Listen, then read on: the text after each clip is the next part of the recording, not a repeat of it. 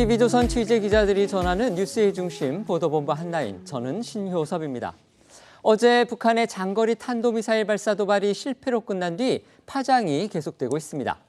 김정은이 왜 이렇게 발사를 서둘렀는지, 북이 발사 실패를 재빨리 공식 인정한 속사정은 뭔지, 우리 군이 찾아낸 북 발사체 잔해에는 북한의 ICBM 기술과 관련해서 어떤 정보가 담겨 있을지 의문이 꼬리를 물고 있는 겁니다. 우리 내부적으로는 서울시의 엉성한 경계경보 발령에서 확인된 위기관리 대응 시스템의 문제점을 하루빨리 바로잡아야 하는 숙제를 안게 됐습니다. 국가 안보, 국민 생명과 직결되는 사안인 만큼 정파나 이념을 떠난 대처가 필수적인데요. 이런 상황에서 친야 유튜버인 김어준 씨는 어제 정부가 위기감과 안보 기강을 고조시키기 위해 사이렌도 울리고 대피령도 내리는 엉터리 쇼를 했다는 식의 주장을 폈습니다. 북한 미사일 도발 실패 관련 후속 뉴스들로 6월의 첫날 보도본부 한라인 시작합니다. 엔진 고장을 일으켜 세상에서 추락했고 북한도 곧바로 실패를 인정했습니다.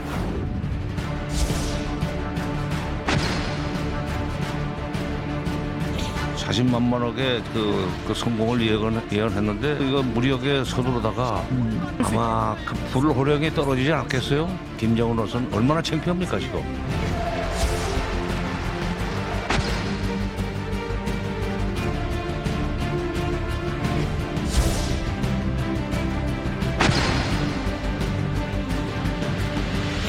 식량난과 관련해서는 아사자 발생도 예년의 3배에 달하는 것으로 지금 추정하고 있습니다.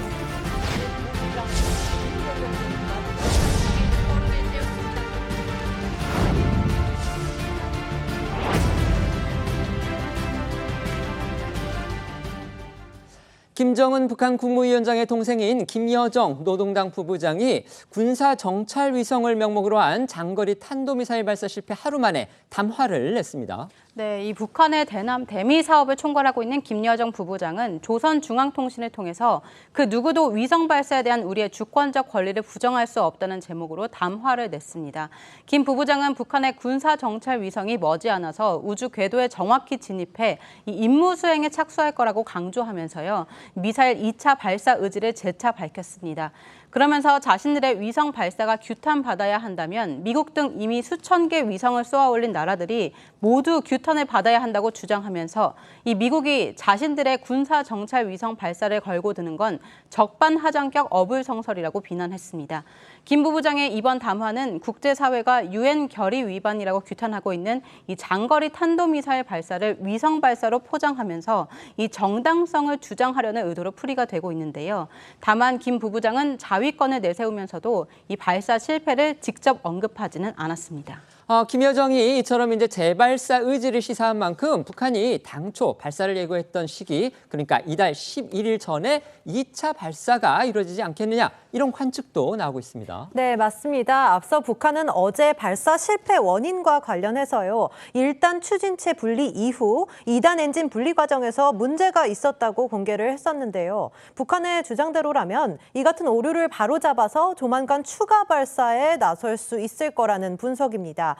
노무현 정부에서 대북 정책을 맡았던 정세현 전 통일부 장관은 김정은 위원장의 자존심을 다시 세우기 위해서라도 이달 11일 전후로 발사가 이뤄질 거라고 예상했습니다. 반면에 신범철 국방부 차관은 북한이 2012년 광명성 3호 첫 발사 실패 후에 2차 발사까지 약 8개월의 시간이 소요됐던 점을 근거로 최소 반년가량 원인 조사가 필요할 수 있다고 했습니다. 기술적 결함이 있다면 10여일 내에 추가 발사가 쉽지 않을 거라는 전망인데요. 관련 발언들 들어보시죠.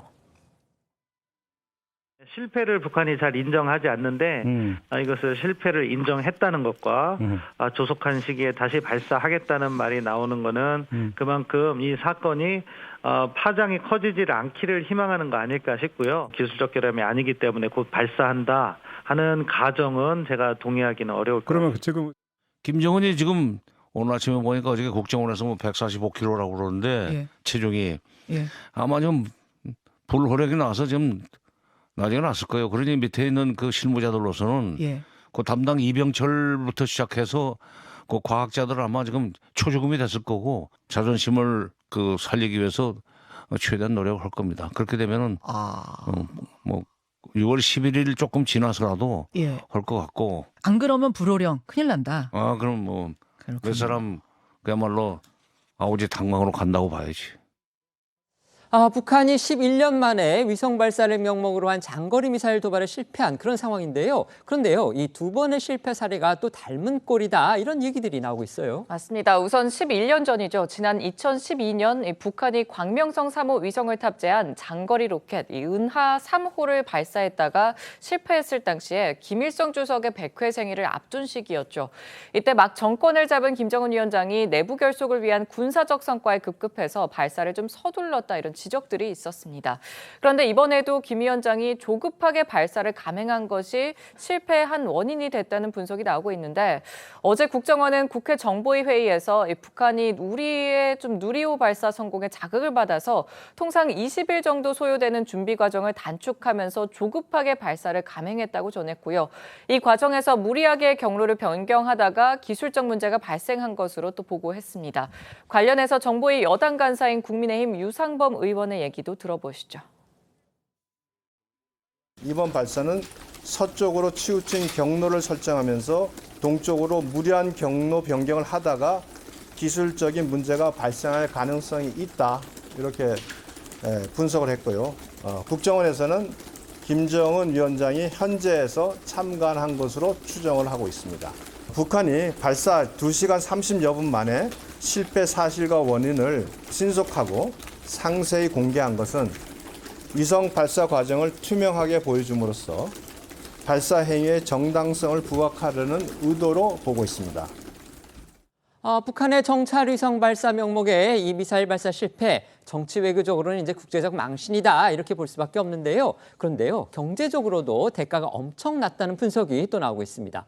무려 북한 주민의 10년치 식량비가 공중에서 분해된 셈이다. 바로 이겁니다. 네, 그렇습니다. 북한이 신형 발사체와 군사용 정찰 위성을 만들려고 들인 자금이 얼마인지 정확한 추산은 어렵지만요. 자체 개발한 발사체와 위성을 활용한다는 점을 고려하면 최근 우리 정부가 발사에 성공한 누리호 예산과의 간접 비교가 가능합니다. 일단 지난 12년간 누리호 개발을 위해 들어간 정부 공식 예산과 오는 11월 발사될 정찰 위성 1호기를 발사할 예산을 합하면 3조 2천억 원에 달하는 걸로 알려져 있습니다. 앞서 미국은 식량난이 심각한 북한이 매년 3,600억 원가량 비용이 필요할 거다라고 예상을 했는데 북한의 어제 위성 그리고 미사일 발사 비용이 우리 누리호 그리고 위성 발사 비용과 비슷하다고 추정을 할 때 어제 북한의 실패로 인해서 향후 10년간 북한 주민들의 식량난을 해소할 돈이 사라졌다라고 볼 수 있는 겁니다. 물론 이거는 어디까지나 이제 추정이고요. 이제 단순 비교이기 때문에 이것이 많이 정확하게 드러났는지 이 부분은 좀 더 이제 확인할 필요가 있을 듯도 합니다. 어쨌든 실제로 지금 북한의 식량난 극에 달한 상황이다. 이렇게 어제 국정원이 밝혔습니다. 네, 이 국정원의 어제 국회 정보위 보고에 따르면요. 이 북한의 옥수수 가격과 쌀값이 작년 1분기와 대비해서 크게 올라서 이 김정은 위원장 집권 이후 최고가를 기록했고 이 식량난으로 강력 범죄는 작년보다 3배 이상 늘었다고 합니다. 북한의 아사자도 지금 그러니까 굶어 죽는 사람들 숫자도 상당히 늘었다. 이런 보고도 어제 있었다고 하는데요. 국정원의 어제 국회 보고에서 특히 눈길을 끌었던 건 김정은 위원장의 현재 건강 상태와 관련한 그런 내용이었습니다. 네, 이 국정원은 어제 이 김정은 위원장의 체중이 140kg 중반까지 늘었고 이 수면장애로 해외에서 수면제 정보를 수집하는 것으로 추정된다고 밝혔습니다. 국정원은 또 김 위원장이 이 니코틴과 알코올 의존증이 심한 상태로 외국에서 고급 담배와 양주를 다량으로 들여오고 있으며 작년 말부터 확인되고 있는 이 손과 팔뚝의 상처가 알레르기와 스트레스가 복합작용한 이 피부염 때문이라는 추정이 나오고 있다고 전했습니다. 관련한 국회 정보위원회 브리핑 좀 더 들어보시죠. 북한 당국이 최근 4월에 해외에서 최고위급 인사의 불면증 치료를 위한 졸피뎀 등 최신 의료 정보를 집중 수집하고 있는 점을 들어서 김정은 위원장이 상당한 수면 장애를 겪고 있는 것으로 추정하고 있습니다. 체중 역시 AI 분석 결과 약 140kg 중반으로 평가하고 있습니다. 작년 말부터는 김정은이 손 팔뚝에 긁어서 덧난 상처가 계속 확인되는데 국정원에서는 알레르기와 스트레스가 복합작용한 피부염으로 추정하고 있습니다.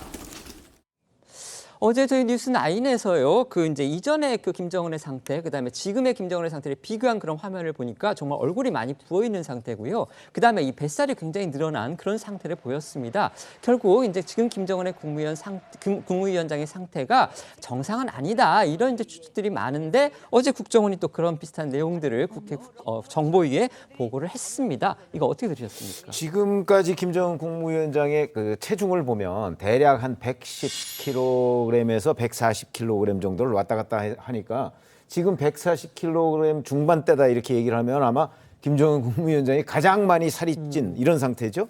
거기다가 사실 전문가들이 보면 얼굴이 좀 푸석푸석하고 하면 그 원인을 진단을 할 수가 있어요. 네네. 저희가 현장 기자 할 때도 사실은 김정은 그 사진을 갖다 놓고 전문가 의사들 이렇게 하고 이제 코멘트를 받아서 맞습니다. 한번 보도를 한 적이 여러 번 네네. 있었거든요.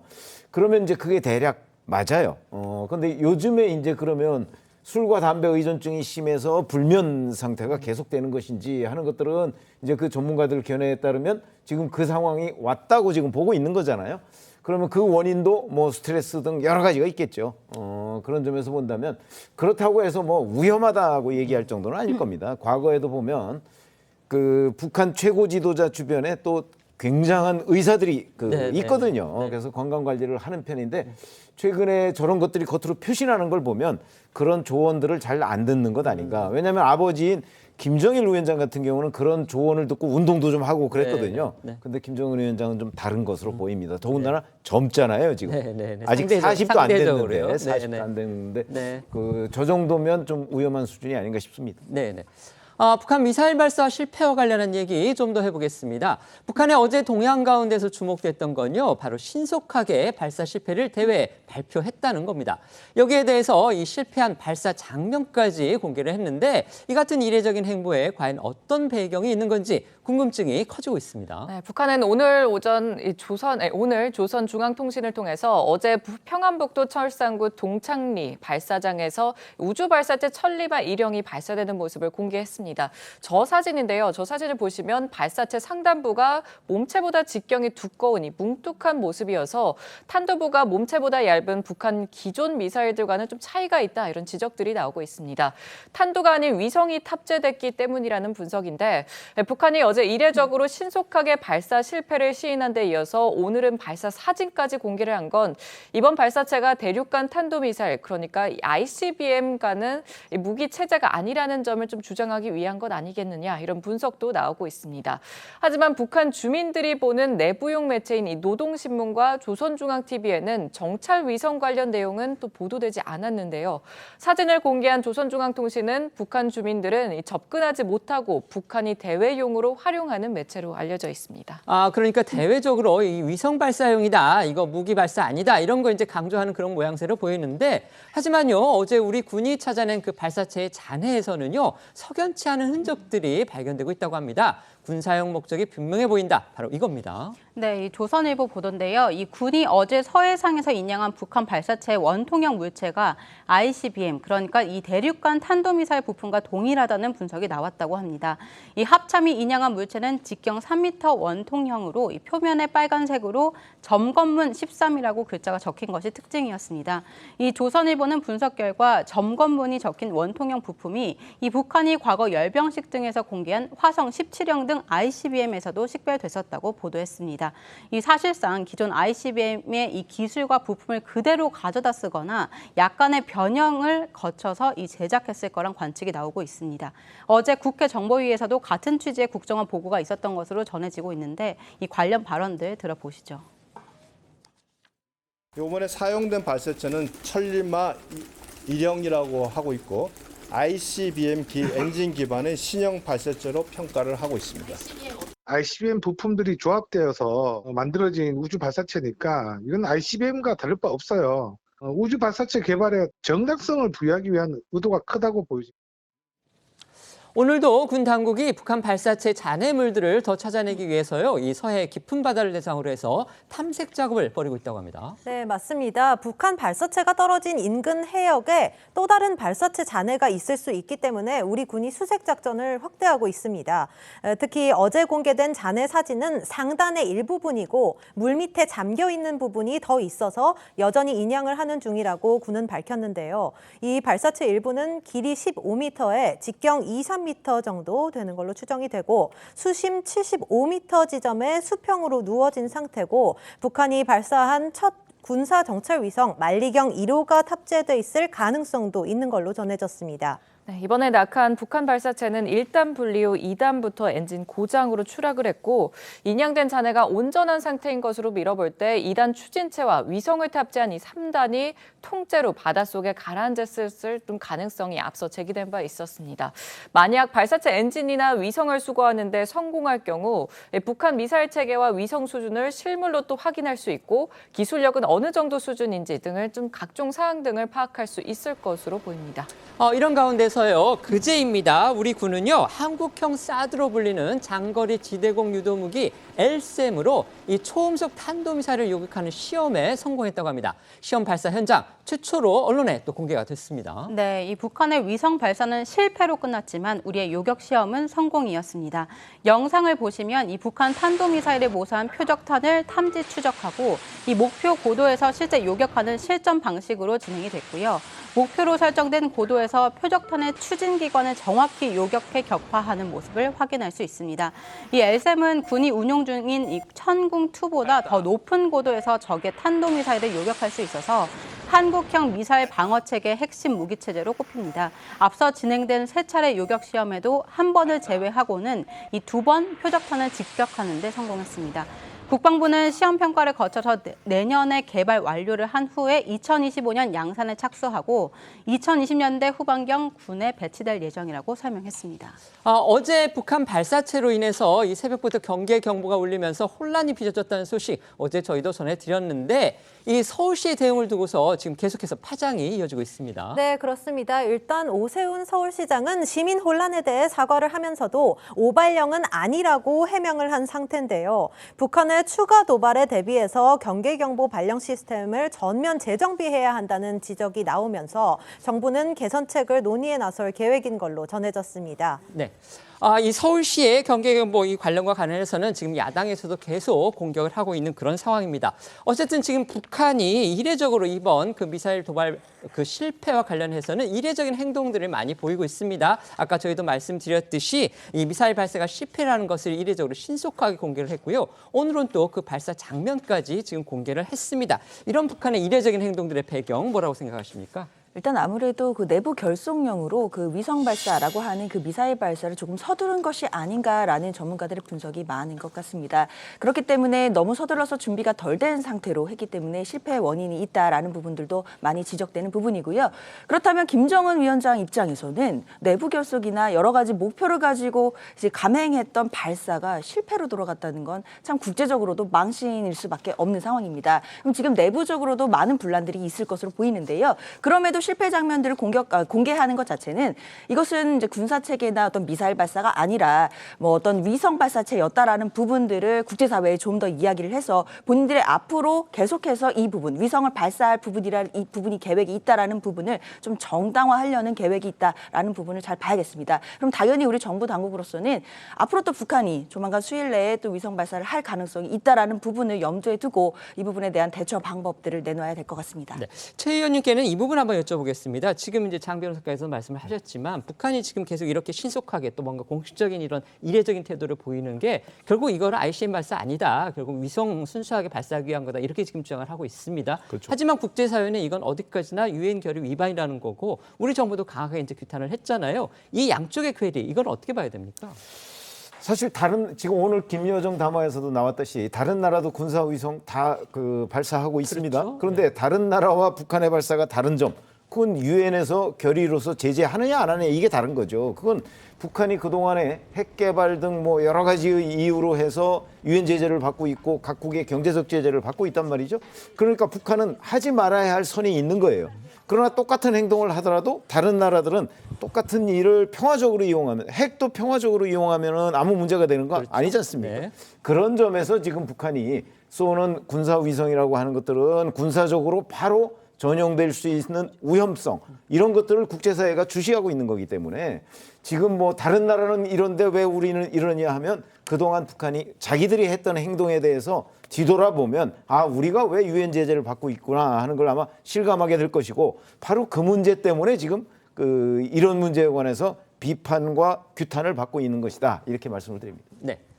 지금부터는 민주당을 탈당하고 나서 17일 만에 국회를 복귀한 무소속 김남국 의원의 코인보이 의혹에 대해서 짚어보겠습니다. 김 의원 어제 오전에요 국회 사무실에 출근을 했습니다. 그런데 기자들 앞에 모습을 드러낸 건 점심시간도 한참 지난 오후였습니다. 네, 어제 저희도 전해드렸지만 어제 오전 9시쯤에 국회 출입기자들 사이에서 이 김 의원이 의원회관에 나타났다는 목격담들이 나왔습니다. 이 소식을 들은 취재진이 김 의원 사무실 앞을 지키면서 김 의원이 이 모습을 드러내기만을 기다렸는데요. 점심시간까지도 모습을 드러내지 않던 김 의원이 이 사무실 밖으로 나온 건 6시간 정도가 지난 오후 3시쯤입니다. 이 김 의원이 문을 열고 나서자 대기하던 취재진들은 윤리특위나 윤리심사자문위원회 출석 여부, 그리고 자금 세탁 의혹과 잦은 사퇴 여부 등의 질문을 쏟아냈는데 김 의원은 윤리특위 절차에 따라 성실하게 소명하겠다면서도 이 자금 세탁 의혹은 터무니없는 이야기라고 반박했습니다. 다만 여야 일각에서 제기되는 의원직 잦은 사퇴 여부에 대해선 즉답을 피했는데요. 김 의원의 목소리 들어보시죠. 의원님 혹시 오늘 무슨 일로 오신 거예요? 그 윤리특위나 자문위 출석하실 예정이세요? 네, 그 윤리특별위원회에서 결정한 절차에 따라서 성실하게 소명을 할 계획입니다. 네. 의원님 혹시 뭐 자진 사퇴하시거나 이럴 의견은 여기까지만 말씀드릴게요. 네. 아니 업데이트에서 수상 거래 흔적까지는 이야기 나왔는데요. 이에 대해서 한 말씀 부탁드리겠습니다. 터무니없는 이야기고요. 업데이트에 다시 사실관계를 확인해보면 좋겠습니다. 본회의에 출석은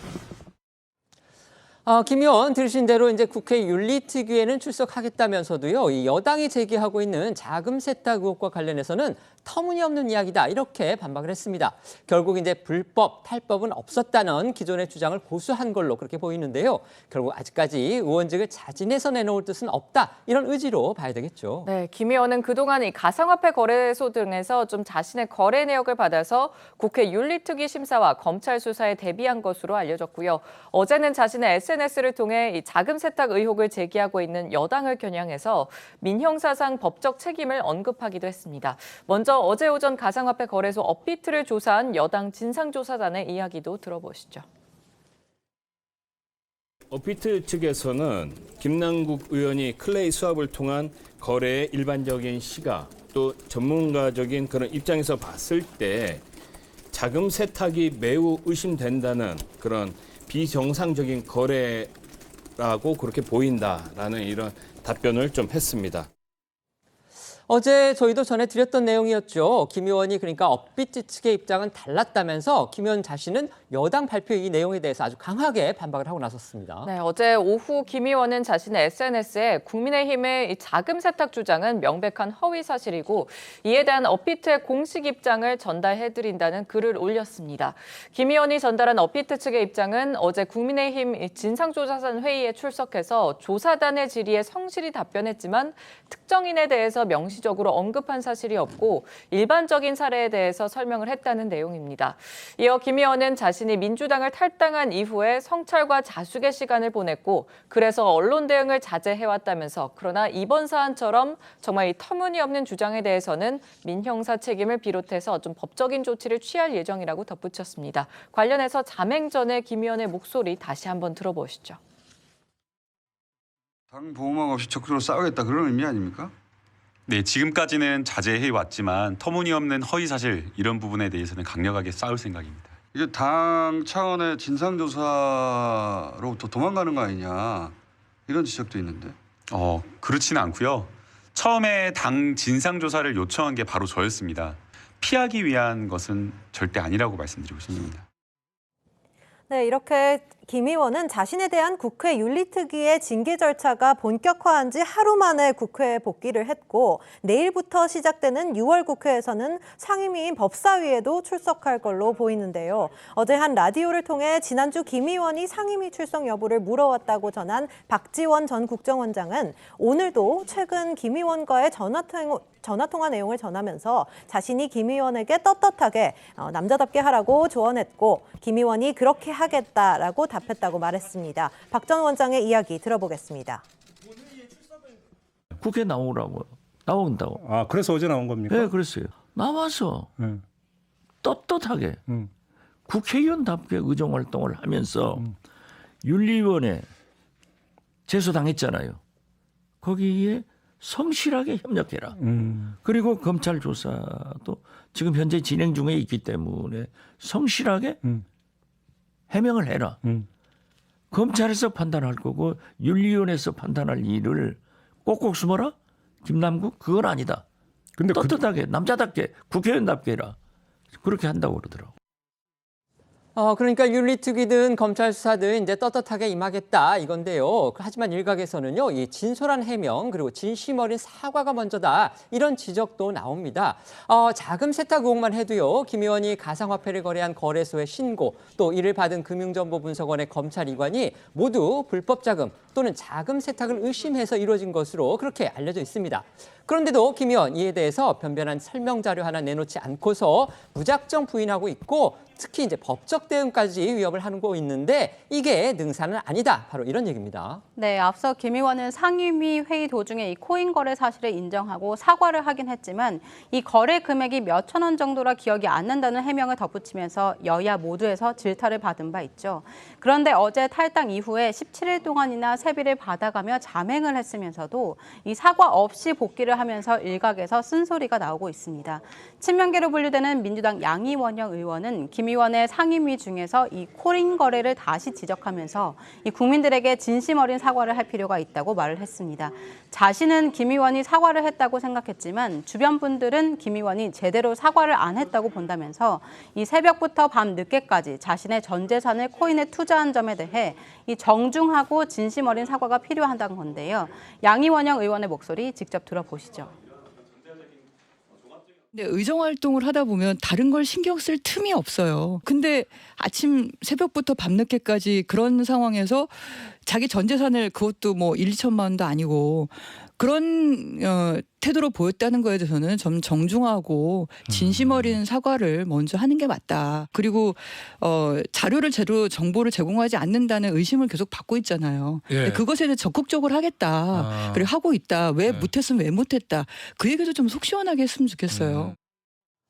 국민의힘은요, 아예 의원직을 내놓으라고 압박을 하면서 지금 이재명 대표까지 함께 겨누고 있습니다. 맞습니다. 국민의힘은 김 의원을 자진 사퇴를 압박하면서 민주당을 향한 공세 수위도 높이는 모습입니다.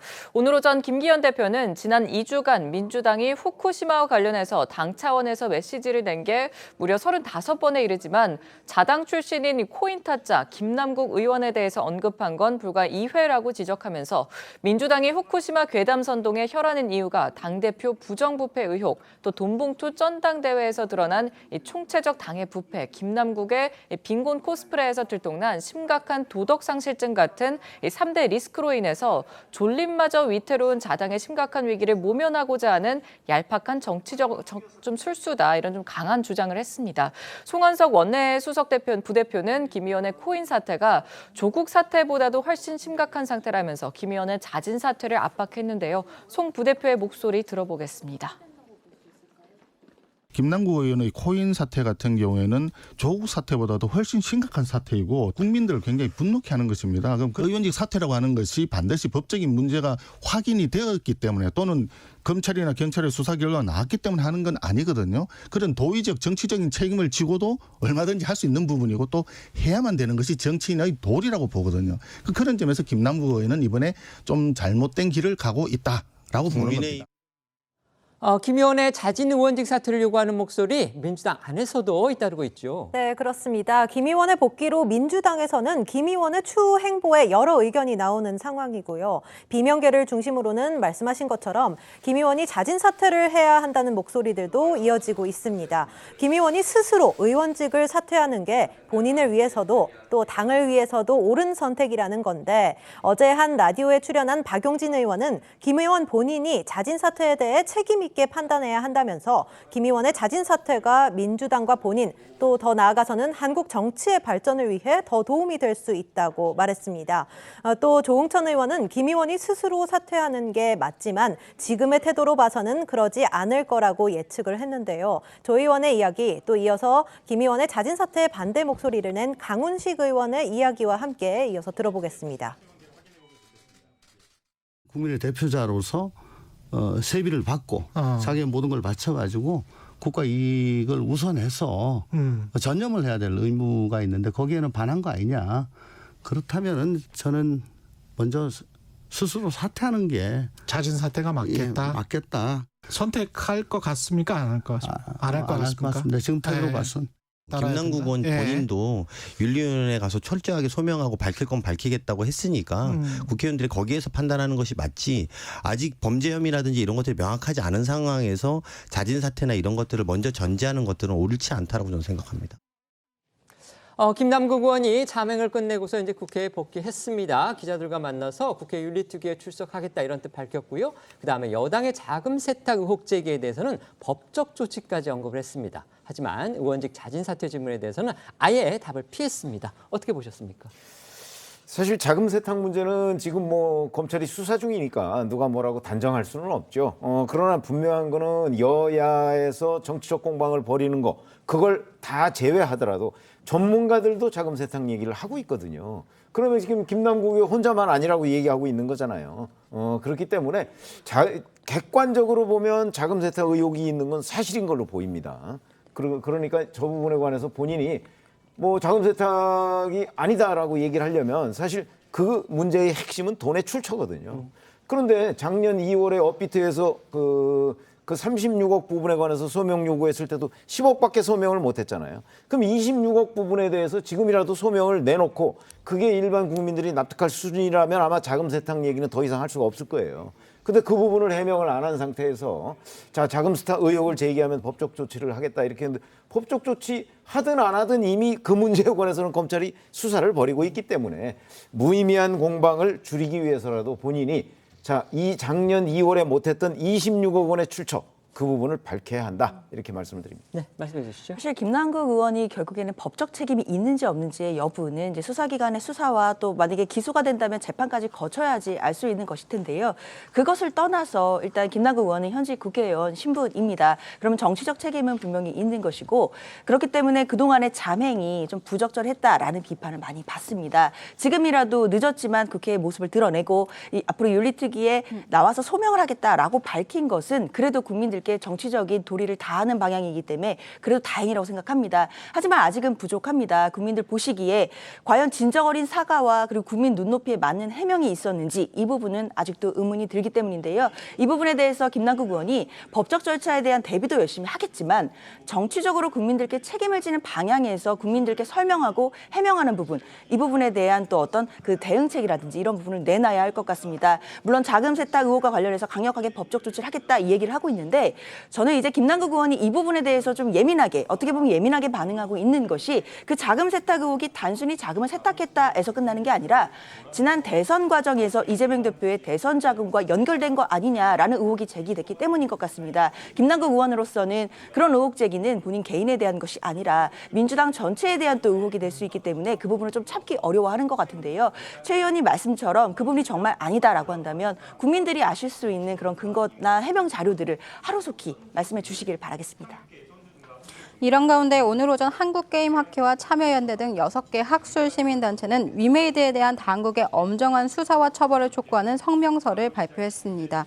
위메이드는 아시다시피 이 김남국 의원이 수십억 원어치를 보유한 것으로 알려진 위믹스 코인 발행 회사입니다. 앞서 한국게임학회는요, 김 의원의 코인 의혹과 관련해서 이 돈 버는 게임, 이른바 이 P2E 업체에 국회 로비 의혹을 제기를 했었고요. 이후에 이재명 대선 캠프의 특보단장을 맡았던 위정현 그 학회장은 살해 협박을 받았다 이렇게 주장을 하면서 지금 경찰에 신변 보호까지 요청한 상황입니다. 네, 한국게임학회 등은 이 성명서를 통해 대한민국은 생명의 위협 없이 자유롭게 양심에 따라 말하고 그리고 무엇보다 사상과 학문의 자유가 보장돼야 하는 민주주의 국가라면서 이 전문가로서 교수는 사회 정의를 실현하기 위해 자신의 신념과 이 객관적인 연구에 기반해 자유롭게 발언할 수 있어야 한다 이렇게 지적을 했고요.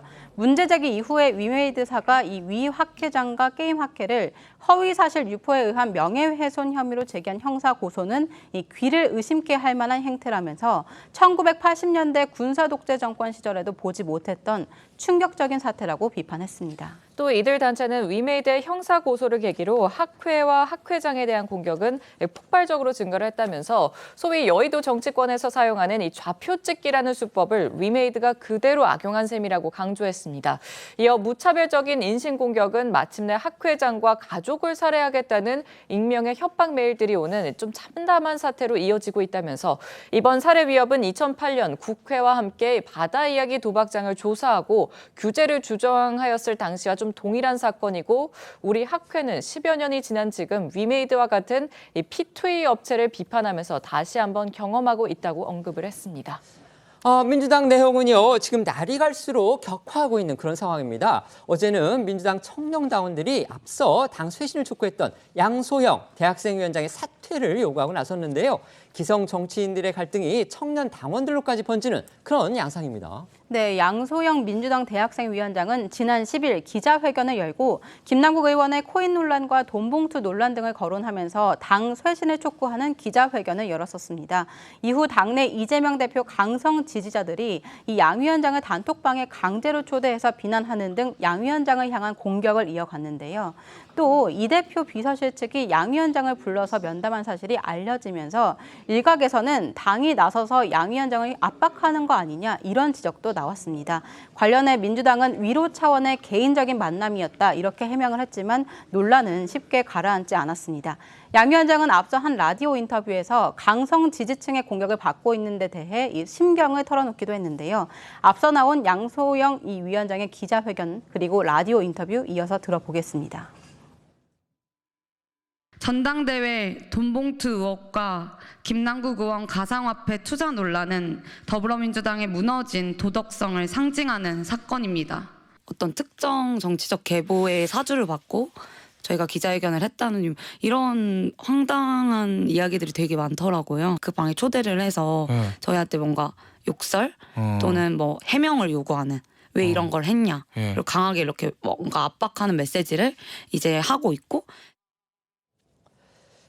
그런데요, 이런 양 위원장을 이제 다른 민주당 청년 당원들이 공격하는 지금 그런 상황이 벌어진 겁니다. 이 당원들 당연히 이 대표 지지 성향이다 이렇게 봐야 되겠죠. 네, 말씀하신 대로 민주당 대학생 청년 권리당원들은 어제 국회에서 기자회견을 열었습니다. 김남국 의원 사퇴 등에 대한 청년 당원들의 의견이 다양한데 양 위원장이 당원들 의견을 대표하는 것처럼 독단적으로 당 쇄신을 촉구하는 기자회견을 했다고 비판을 하면서 갈등이 더 불거졌습니다. 이들은 양 위원장에게 당원의 의사를 무시한 데 대해서 윤리위 자진 출석과 사퇴를 통해서 책임을 져야 한다고 촉구하기도 했습니다. 그런데 이 기자회견 장소를 잡아준 사람이요, 바로 이제 친명계로 분류되면서 꼼수 탈당 논란까지 일으켰다 복당한 민형배 의원이었다고 합니다. 지금 이것도 논란이 되고 있는데 민 의원 내홍으로 보지 말아달라 이렇게 또 얘기를 했어요. 네, 맞습니다. 민형배 의원은 청년 당원들의 기자회견을 위해 장소를 대여해주고 기자회견에도 동석을 했는데요. 취재진들 사이에서 대학생위원회 사태가 계파 갈등으로 비화되는 것 아니냐 이런 질문이 쏟아지니까 민 의원은 기성 정치인들이 청년 정치인들을 편가르기 한다는 프레임을 걷어달라면서 그렇게 접근하는 시각이 문제다라고 말을 했습니다. 어제 양소영 위원장 사퇴를 촉구한 민주당 청년 당원들 기자회견 들어보고 이어서 민형배 의원 목소리도 함께 들어보겠습니다. 양소영 더불어민주당 전국 대학생위원장께 요구합니다. 일련의 과정에 책임을 지고 직에서 물러나야 합니다. 절차적 정당성이 결여된 기습 기자회견 사태의 전국 대학생위원장으로서 일체 책임을 져야 합니다. 그럼 언론이 그냥 그렇게 바라보시는 것 같은데 어쨌든 입장이 있으실 수 있어요. 저를 지금 그러니까 친명을 뭐 어떻게 해서 앞서서 나왔다 이렇게 생각하시는 거잖아요. 저는 단순하게 지금 소개 의원으로 나온 거예요. 여기 제가 안 오면 기자회견 할 수가 없으니까. 네. 그렇게 연결하시는 건 온당하지 않습니다. 제가. 그런가 하면요, 이 대학생위원회를 둘러싸고서 친명계 철험회 소속인 김용민 의원 그리고 비명계인 조응천 의원이 지금 연일 충돌하면서 언쟁하고 있는 거 이거 역시 논란이 되고 있습니다. 그런데 두 사람 모두 공교롭게도 경기 남양주시가 또 지역구입니다. 네, 두 의원의 충돌은 지난 25일 비공개 의총에서 시작이 됐습니다. 당시 일부 비명계 의원들이 양소영 위원장 등 이 당 쇄신을 요구했다가 강성 지지층으로부터 공격을 받는 청년 정치인들을 보호해주자 이런 내용의 결의문을 채택하자고 제안을 했습니다. 하지만 김용민 의원은 김남국 의원도 청년인데 보호해주지 않고 있다면서 청년 정치인들도 자신의 행동이나 발언에 책임을 져야 한다는 취지의 주장을 하면서 반대를 했고요. 이에 조응천 의원 등 비명계를 중심으로 비판이 나왔고 조 의원은 잠시 의총장에 좀 나왔을 때 만난 한 언론사 기자에게 좀 거친 표현을 사용해서 김용민 의원을 비판한 것으로도 보도됐습니다. 이후 김용민 의원은 자신의 SNS를 통해서 조 의원을 직격하고 동료 의원에게 막말을 한 것을 공식적으로 사과하라고 촉구를 했습니다.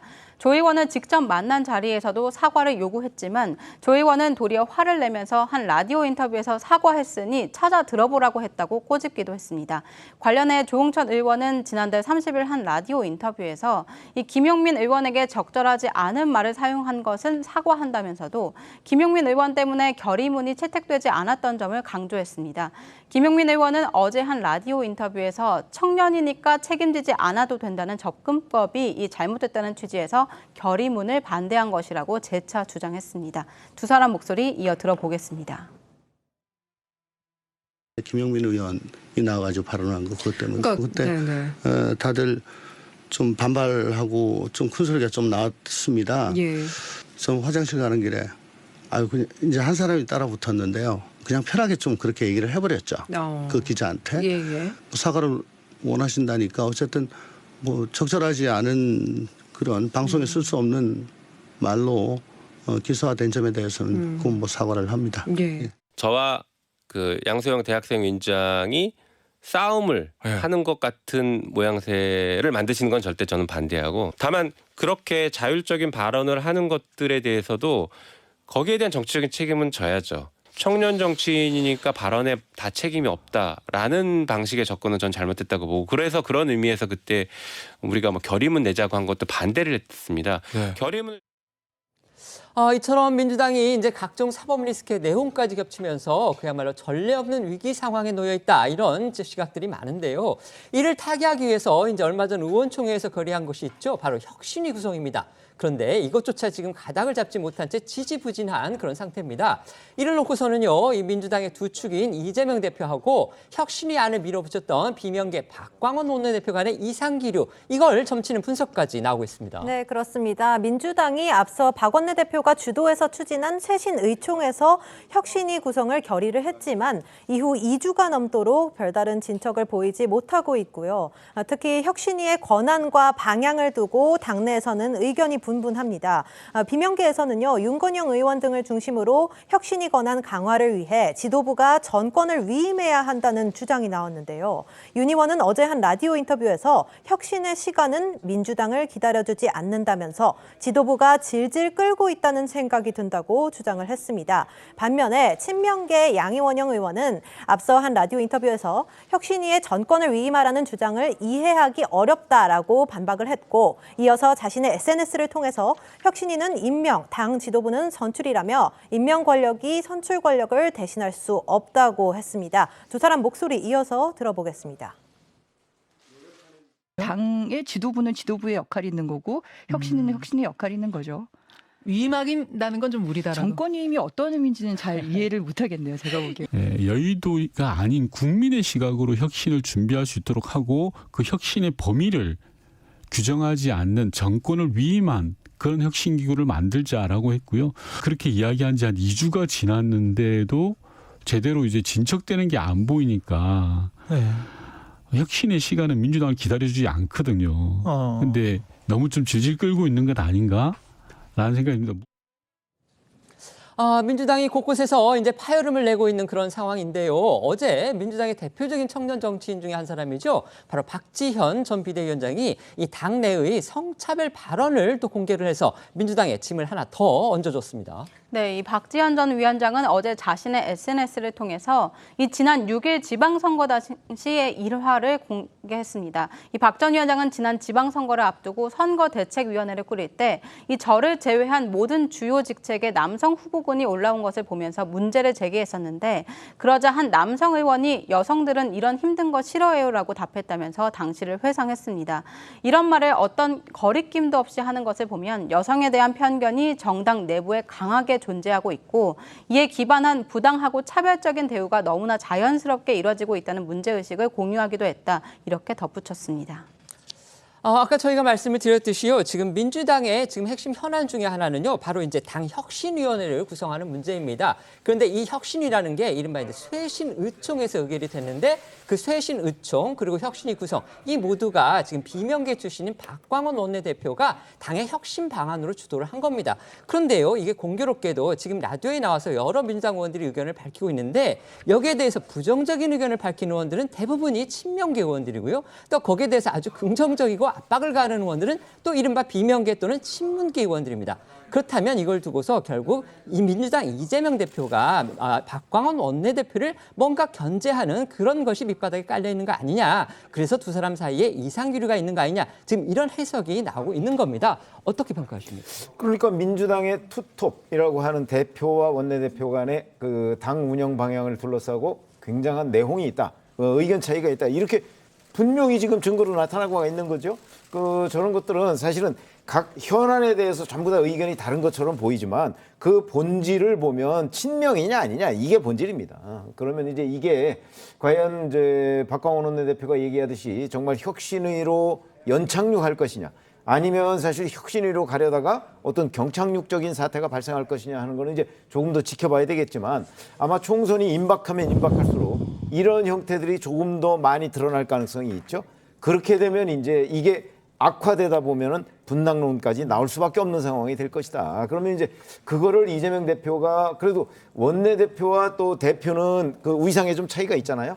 이재명 대표가 어떤 식으로 관리할 것이냐 그런데 지금 현재 이재명 대표의 움직임을 보면 오히려 친명계 쪽을 강화하는 쪽으로 당을 이끌고 가고 있는 것으로 보이거든요.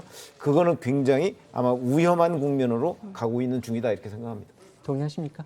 사실 뭐 일정 부분은 동의하는 부분이 있는데요. 이제 말씀 주신 것처럼 혁신이라는 것이 또 쇄신의총에서 나왔던 결의문 중에 하나였기 때문에 이 결의문을 국민들께서 다 보셨습니다. 그런데도 민주당이 만약에 혁신위를 구성하지 않거나 제대로 되는 혁신위를 하지 않는다라고 한다면 당연히 국민들 보시기에는 민주당이 또 거짓말을 했다라고 보실 수밖에 없을 것 같습니다. 지도부로서는 혁신위를 안 하겠다 또는 뭐 유명무실한 혁신위를 만들겠다 이런 의도라고 저는 생각하지는 않습니다. 다만 혁신이라는 것 자체를 구성해서 권한을 어느 정도 부여할 것인지 그리고 인적 구성은 어떻게 할 것인지에 대해서는 그 안에서 많은 토론과 지금 논란이 있는 것은 분명한 것 같습니다. 그렇다 하더라도 국민께 말씀드린 거니까 하루빨리 조속하게 혁신위가 출범을 하되 이 부분들이 이재명 대표의 지도부는 분명히 작년에 77% 이상의 그 지지율, 득표율을 받은 그렇게 출범한 그 선출된 당대표라는 부분도 당연히 인정을 해줘야 되는 부분입니다. 이 두 가지가 함께 양립해가면서 국민들께 공감과 그리고 약속을 지키는 모습을 보여드리는 것 이게 복잡한 과제이지만 또 생각해보면 단순할 수 있기 때문에 좀 속도감을 내줬으면 하는 생각이 듭니다. 네. 정부와 노동계의 갈등 정말 강대강으로 치닫고 있는데요. 어제 민주노총이 서울 도심에서 또다시 대규모 집회를 열었습니다. 앞서 경찰이 이 캡사이신 분사기 사용 등 이른바 강경대응을 예고를 했었는데 물리적 충돌이 우려됐던 그런 상황이었지만 일단 큰 사건 사고 없이 마무리가 됐다고 합니다. 경찰의 강경대응 엄포가 일단 통한 거 아니냐 이런 해석도 가능하겠습니다. 네, 그래 보입니다. 민주노총은 어제 전국 각지에서 3만 명이 넘는 노조원이 참여하는 경고파업 결의대회를 열었습니다. 서울 도심에서 열린 집회에는 15,000명이 모였는데요. 이들은 결의대회에서 노동조합법 개정 촉구는 물론 정부의 집회 강경 대응 기조를 규탄하고 윤석열 정권 퇴진도 요구를 했습니다. 앵커께서 말씀하신 대로 경찰은 집회 전부터 시민 불편을 초래하는 불법 집회는 현장 해산하고 필요한 경우 캡사이신 분사기도 사용하는 등 불법 행위에 강경 대응하겠다고 밝혔었고요. 실제로 캡사이신 분사기가 어제 집회 현장에 3,000대 이상 배치됐었던 걸로도 전해졌지만 실제 사용을 하지는 않았습니다. 하지만 곳곳에서 이제 크고 작은 충돌은 있었습니다. 이 과정에서 그 조합원 4명이 또 체포된 것으로 알려졌습니다. 네, 민주노총 건설노조가 지난달 분신에서 숨진 이 노조 간부의 분향소를 세종로 대형 빌딩 앞 인도에 설치하면서 이를 막아서는 경찰과 격렬한 몸싸움이 벌어졌습니다. 경찰은 허가하지 않은 천막을 설치하면서 질서를 문란하게 하는 행위는 집시법 등에 위반되는 불법 행위라고 경고를 했고요. 서울시의 철거 요청을 받아 강제 집행을 시도했습니다. 이를 막으려는 노조원들과 경찰이 충돌하면서 노조원 4명이 공무집행 방해 혐의로 연행된 것으로 알려졌습니다. 이후 민주노총은 당초 신고한 오후 5시를 넘겨서 집회를 이어갔는데요. 경찰은 3차례 해산 명령을 내리면서 경고 방송으로 맞대응했고 결국 민주노총이 예고했던 야간 행진을 취소하고 밤 8시 30분쯤 자진해산하면서 큰 충돌로는 이어지지 않았습니다. 어제 집회로 또다시 많은 시민이 불편을 겪기도 했습니다. 네, 어제 집회로 인근 도로가 통제되고 많은 노선버스가 우회 운행하면서 퇴근길 시민들이 큰 불편을 겪어야 했는데요. 어제 집회 현장에서 나온 경찰 측과 민주노총 목소리 들어보고 이 퇴근길 불편을 호소한 시민 목소리까지 이어서 들어보겠습니다.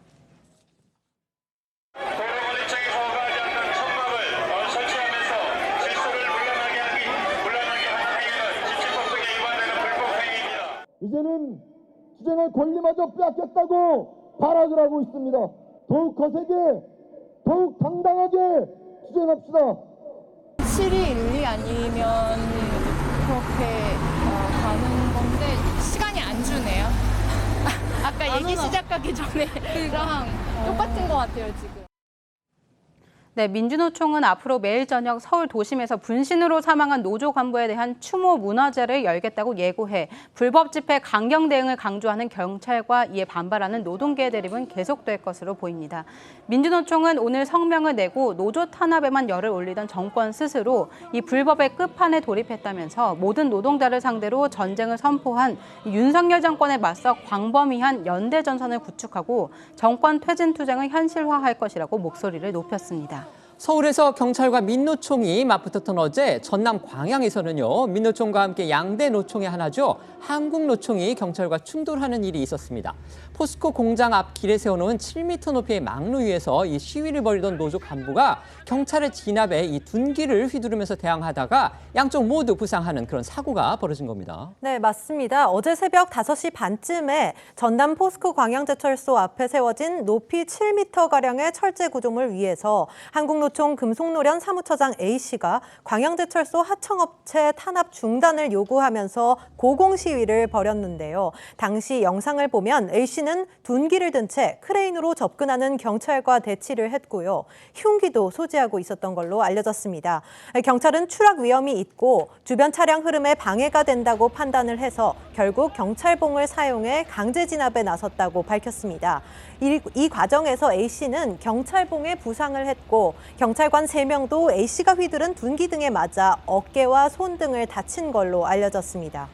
이 상황에 대해서요. 노조 측은 경찰이 과잉 진압을 했다 이렇게 반발을 하고 있는 반면에 경찰은 이 A씨가 흉기까지 갖고 있어서 강제 진압은 불가피했다 이렇게 지금 맞서고 있습니다. 네, 노조 측은 A씨가 둔기를 휘두르기만 했을 뿐 경찰관을 공격하지 않았는데 경찰 측이 과잉 진압을 한 것이라고 반발했습니다. 하지만 경찰은 이에 대해서 인화물질 반입 시도와 또 흉기 소지 등 위험성이 높아서 강제 진압이 불가피했다는 입장인데요. 어제 망루 농성 현장 영상도 보시고 또 노조 또 경찰 측 입장도 이어서 들어보겠습니다.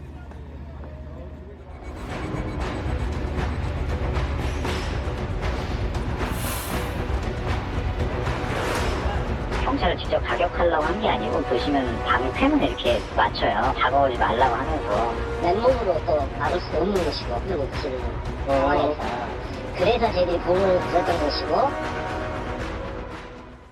어쨌든 한국노총이 저 일을 계기로 해서 지금 노사정 대화에도 불참하겠다 이렇게까지 지금 강경한 입장을 밝히고 나선 상황입니다. 그런데요, 지금 여야 정치권은요, 정부와 노동계의 이런 갈등에 대해서 또 아주 극명히 엇갈리는 목소리를 내고 있습니다. 특히 민주당 이재명 대표는요, 일방적으로 노조를 옹호하면서 윤석열 대통령을 직격했습니다. 네, 이재명 대표는 오늘 자신의 SNS를 통해서 이 고공농성에 돌입한 노동자를 경찰이 곤봉으로 내려치고 강제 연행으로 유혈 사태까지 벌어지고 있다면서 이 정치적 이득을 위해 노동자 갈라치기를 하면서 국민 생명을 위협하는 이 분열의 정치를 당장 중단하라고 윤 대통령에게 촉구했습니다. 이 대표는 오늘 취재진과 만난 자리에서도 다시 야만의 시대, 폭력의 시대가 도래하고 있다면서 이 물 대표가 다시 등장하지 않을까 그런 우려도 든다고 목소리를 높였습니다. 황운하 원내부 대표 역시 오늘 아침 회의에서 경찰이 물리력을 동원해서 민심을 억압하는 이 전두환 방식의 무단 통치의 길로 들어서고 있다면서 윤익은 경찰청장 사퇴를 요구하기도 했습니다. 네, 반면에요. 국민의힘 김기현 대표는 오늘 아침 열린 회의에서 민주노총이 달콤했던 과거의 특권적 영광을 되찾기 위해 무리수를 거듭하고 있다면서 노조를 향해 날을 세웠습니다. 김 대표는 그러면서 민주노총의 이런 행태를 순수한 노동운동의 일환으로 보는 국민은 많지 않다면서 집회와 결사 자유를 보장하지만 타인의 권리 침해와 불법 폭력 행동은 엄격히 제재돼야 한다고 덧붙였습니다. 또 성일종 의원은 오늘 한 라디오 인터뷰에서 합법 집회는 얼마든지 보장하지만 고공농성을 하면서 둔기까지 휘두르는 게 정상이냐면서 광양 막노동성 상황을 비판했고요. 경찰도 노조원이 휘두른 둔기에 맞아 다쳤다고 강조했습니다. 어제 광양에서의 충돌 상황 지금 저희가 영상으로도 보여드리고 사진도 보여드렸는데 지금 이 상황에 대해서 이 노조의 입장하고 경찰의 입장이 정면으로 다릅니다. 그런데 또 지금 정치권에서 여당은 지금 노조 측에 대해서 비판을 하고 있는 반면에 야당은 경찰을 또 일방적으로 또 특히 정권까지 윤석열 대통령까지 아주 강력하게 비난을 하고 있습니다. 이 상황을 어떻게 봐야 될까요? 뭐 지금 민주당이 사실 그 친노동계 입장이라는 것은 뭐 어제 오늘의 일이 아니고요. 아마 정치적으로 이용하려고 하는가 하는 생각이 들고, 근데 이제 일반 국민들의 지지를 누가 많이 받을 것인가 하는 부분은 역시 법에 부합하느냐 아니냐, 전 그걸로 판가름이 난다고 봅니다. 그런 점에서 본다면 자, 법에 엄연히 집회 시위의 자유가 있습니다. 그러니까 그런 부분은 최대한 보장을 할 수밖에 없겠죠. 그러나 일반 국민들이 그 노동계의 어떤 불법 집회나 아니면 불법 시위 때문에 엄청난 불편을 겪는 것도 또 막아야 할 책무가 정부에 있는 거죠. 그런 관점에서 본다면 합법은 최대한 보장하고 불법에 대해서는 단죄를 해야 되는데, 지금 이재명 대표는 계속해서 불법 시위조차 보장하라는 식으로 지금 요구를 하고 있단 말이죠. 이런 것들은 정부가 다수의 국민을 보호하기 위해서라도 저는 들어줄 수 없는 입장이라고 보니까 아마 그 부분에 관해서 일반 국민들이 자, 여당, 그러니까 그 정부의 그 지금 운영 방침이 맞는 것인지 아니면 이재명 대표의 주장이 맞는 것인지 뭐 그거는 앞으로 판가름을 하게 될 날이 곧 있을 것이다 이렇게 생각합니다. 네, 말씀해 주십시오. 사실 저는 국민들께서 지금 노동계와 어떤 정부의 갈등이나 이 대립 현상에 대해서 어느 일방의 책임이 100% 있다라고 생각은 안 하실 것 같습니다. 정부가 절대적으로 잘했고 노동계가 절대적으로 못했다, 잘못했다라고 보시진 않을 텐데요. 그만큼 헌법상 보장된 그 노동 3권 그리고 집회 자유가 보장되어 있기 때문인 것이고, 그 부분은 당연히 적극적으로 보장을 해야 됩니다. 다만 여러 가지 폭력 사태나 불법 집회에 대해서는 정부가 어느 정도는 강압적으로 제압을 해야 된다는 필요성이 있다는 것도 이해는 합니다. 다만 이런 모습들이 자꾸 누적되다 보면 결국 합법적인 노조의 시위나 집회까지도 위축될 수 있는 결과를 또 불러올 수 있다는 우려가 있다는 것도 좀 명심을 해야 될 것 같고요.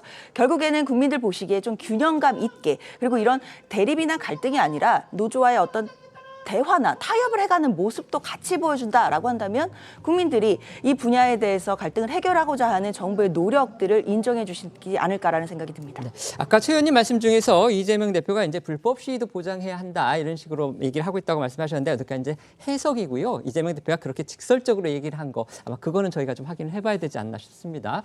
지금부터는 오늘 하루 놓치면 안 될 핫한 뉴스를 모아 전해드리는 어쩌다 이런 일이 코너로 이어가겠습니다.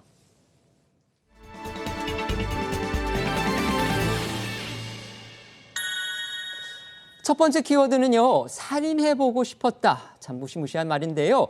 저희도 지금 계속 전해드리고 있는 잔혹한 사건이죠. 20대가 처음 만난 같은 또래 여성을 살인하고 또 시신을 유기한 그런 사건인데 오늘 경찰이 새로운 사실들을 밝혔다고 합니다. 네, 이 온라인 과외 앱으로 만난 이 또래 여성을 살해하고 시신을 유기한 혐의로 구속된 20대 여성 A씨의 바뀐 진술이 오늘 공개가 됐습니다. 이 경찰에 따르면 A씨는 조사 과정에서 이 살인을 해보고 싶어서 범행을 저질렀다면서 실종으로 위장하기 위해서 시신을 유기했다 이렇게 진술을 했다고 합니다. 그동안 A씨는 피해자와 말다툼을 하다 우발적으로 범행을 저질렀다 이렇게 주장을 해왔었죠. 하지만 이 관련 증거가 나오고 무엇보다 A씨 가족들의 설득 등으로 심경 변화를 일으킨 것으로 보입니다. 그러니까 참 믿고 싶지 않은 얘기인데 이 살인 충동 때문에 처음 만난 무고한 여성을 살해했다. 지금 이건데요. 따라서 지금 결과적으로는 결국 계획 범죄임을 인정한 그런 셈이 됐습니다. 네, 맞습니다. 경찰은 이와 관련해서 살인과 시신 유기 등 대략적인 계획이 있었다면서 범행은 이번이 처음인 걸로 보인다라고도 밝혔는데요. 실제로 경찰 조사에 따르면 A씨는 사실상 석 달 전부터 범행을 계획한 걸로 드러났다고도 합니다. A씨의 휴대전화를 포렌식한 결과 범행 석 달 전인 올해 2월부터 온라인에서 살인 등을 집중적으로 검색한 정황이 확인이 된 건데요. 이와 더불어 평소에 방송이나 인터넷 등을 통해서 범죄 수사 프로그램을 많이 시청하면서 살인에 대한 관심을 키웠던 걸로 확인됐습니다. 경찰은 또 A씨가 지역 도서관에서 범죄 관련 소설을 빌려본 내역도 파악을 하고 범죄와의 연관성을 수사하고 있다고 합니다. 또 A씨는 과외 앱을 통해 중학교 3학년 학생을 둔 학부모라고 행세하면서 피해자를 노린 것으로 전해졌는데요. 이후 A씨는 피해자를 알게 됐고 2, 3일간 메시지를 주고받으면서 자녀의 과외를 부탁한다며 피해자를 속인 것으로 알려졌습니다. 특히 범행 당일 A씨는 학생인 것처럼 속이기 위해서 중고로 교복까지 구입해서 입고 중학생 행세를 하면서 피해자 집에 찾아가서 무방비 상태에 있던 피해자를 살해했다고 경찰은 설명했습니다. 여기에 완전 범죄를 꿈꾼 A씨는 피해자가 실종된 것처럼 위장을 하기 위해서 피해자의 신분증 등을 시신 유기 현장에 챙겨갔다가 덜미가 잡혔습니다. 이런 가운데 경찰은 이 A씨는 평소 사회적 유대 관계는 전혀 없었고 이 폐쇄적인 성격의 고등학교 졸업 이후에 특별한 직업도 없었다면서 프로파일러 심리 상담에 이어서 관련 진술을 분석하고 있으며 사이코패스 여부도 검사하고 있다고 말을 했습니다. A씨에 대한 신상 정보 공개는 오늘 오후 늦게 결정될 것으로 보입니다. 하지만 경찰은 A씨가 죽은 피해자와 그 가족에게 미안하다 이런 진술을 했다고 전하기도 했습니다. 두 번째 키워드는요. 이번엔 싸이 출격입니다. 가수 싸이 씨의 얼굴이 보이는데요. 어떤 내용입니까? 네, 윤석열 대통령의 월드스타 이정재 그리고 아기상어까지 뛰고 있는 부산 엑스포 유치전이 막바지로 치닫고 있는데요. 2030 세계 엑스포 개최지는 오는 11월에 결론이 날 전망인데 국제박람회기구 BIE가 다음 달에 프랑스 파리에서 여는 4차 설명회가 개최지 결정에 최대 승부처로 꼽히고 있습니다. 이 때문에 설명회의 첫 발표자가 누가 될지 관심이 쏠리고 있는 가운데 저희 TV조선 단독 보도에 따르면 그 주인공은 바로 오빤 강남스타일을 외치며 월드스타 반열에 오른 가수 싸이 씨라고 전해졌습니다.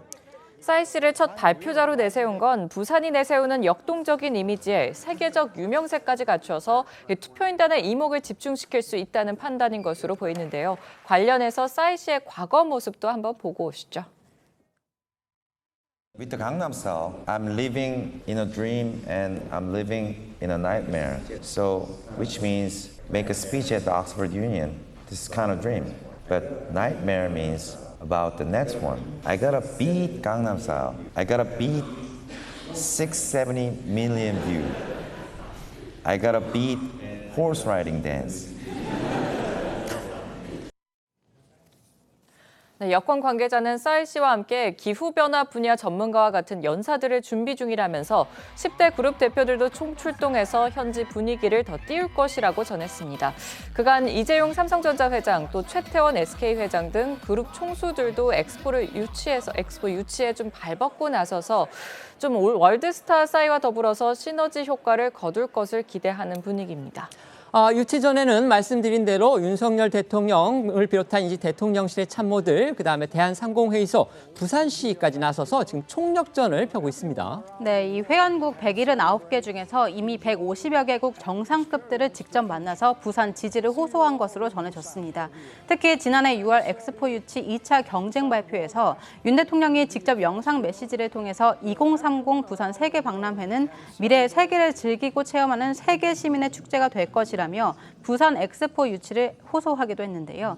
지난해 11월 3차 발표 이후에 당시 대통령실에서는 3차 경쟁 PT에서 우리나라가 경쟁국들을 압도했다고 자평한 바 있습니다.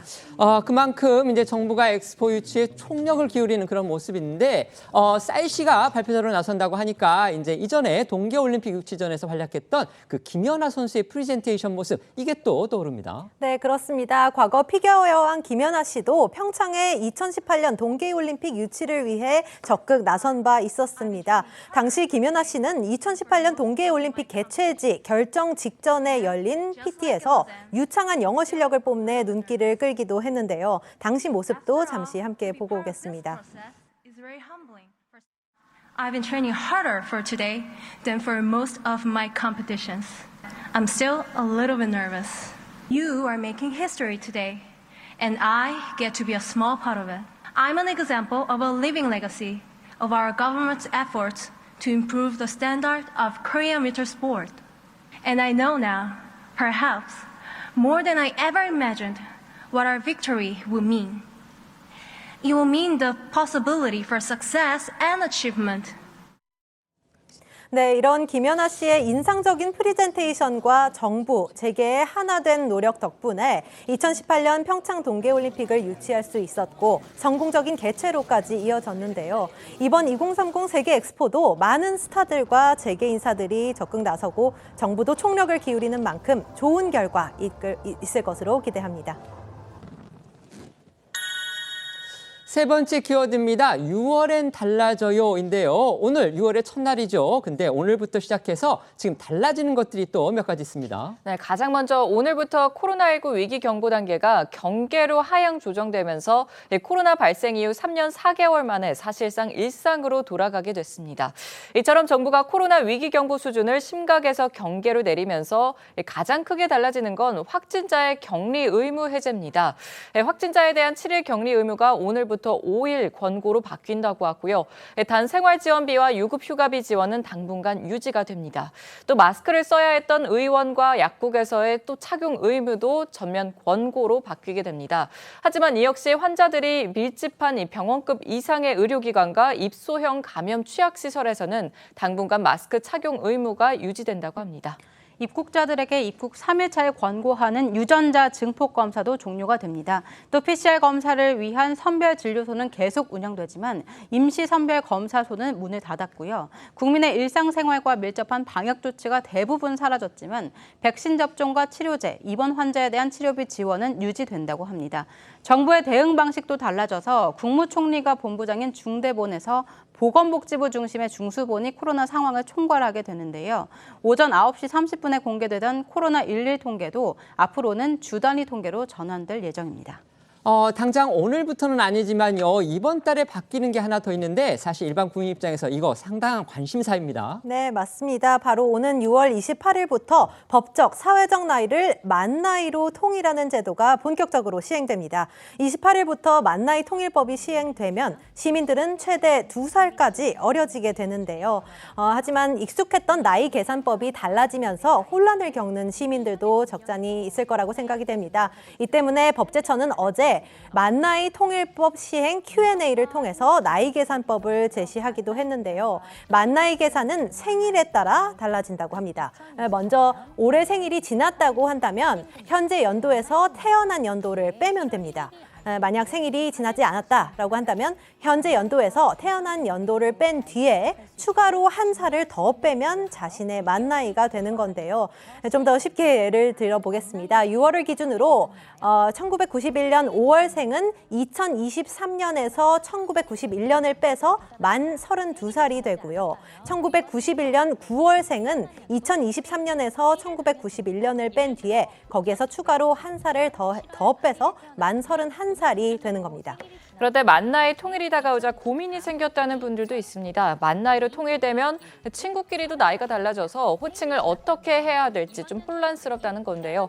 하지만 이에 대해 법제처는 처음엔 어색하게 느낄 수 있지만 친구끼리 호칭을 다르게 쓸 필요는 없다면서 한두 살 차이를 엄격히 따지는 우리나라의 특유 서열 문화도 점차 사라질 것으로 기대한다고 했습니다.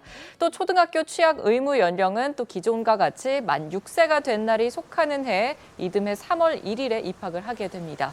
연금 수급식이나 또 정년 등도 달라지지 않는다고 합니다. 저희는 1분 뒤에 다시 돌아오겠습니다. 오늘 준비한 소식은 여기까지입니다. 저희는 내일 오후 1시에 더 핫한 소식으로 찾아뵙겠습니다. 시청해 주셔서 고맙습니다.